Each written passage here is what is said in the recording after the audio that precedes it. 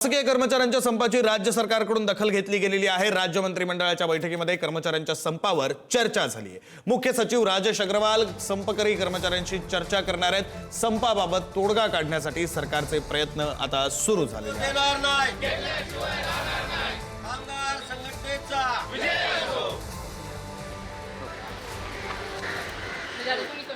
पुण्यातील ससून हॉस्पिटलमध्ये कालपासून परिचारिकांचा संप सुरू आहे। सलग दुसऱ्या दिवशी परिचारिका आपल्या मागण्यांवर ठाम असून मागण्या मान्य होईपर्यंत कामावर रुजू होणार नसल्याचं त्यांनी म्हटलंय।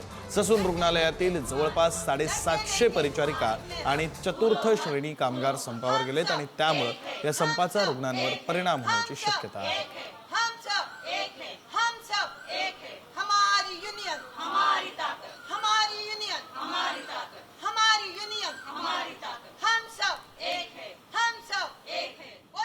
राज्यात कालपासून ससूनमधल्या नर्सेस यांनी संप पुकारलेला आहे। महाराष्ट्रभर सगळ्या हा संप सुरू असल्याचं आपल्याला पाहायला मिळतोय। ससूनमध्ये सुद्धा याचा परिणाम जो आहे तो व्हायला लागलेला आहे। जवळपास ससूनमधल्या 95% कर्मचाऱ्यांनी या संपात सहभाग घेतलेला आहे आणि आज सलग दुसरा दिवस या संपाचा आहे।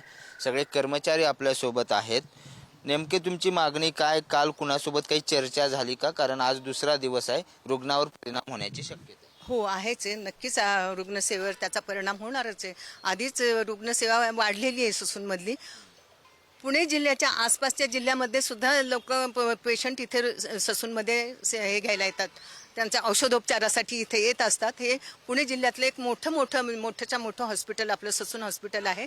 तिथे ज्या प्रकारच्या सुविधा मिळायला पाहिजेत रुग्णांना त्याच्यावर नक्कीच एवढी रिक्त पदं आहेत नर्सेसची की आम्ही त्यांना न्याय देऊ शकत नाही। ही आम्हाला पण खंत आहे। ज्या रुग्णसेवेसाठी आम्ही उभे आहोत त्याच्यामध्ये आम्हाला समाधान नाही आहे, न रुग्णाला त्याची मिळत आहे।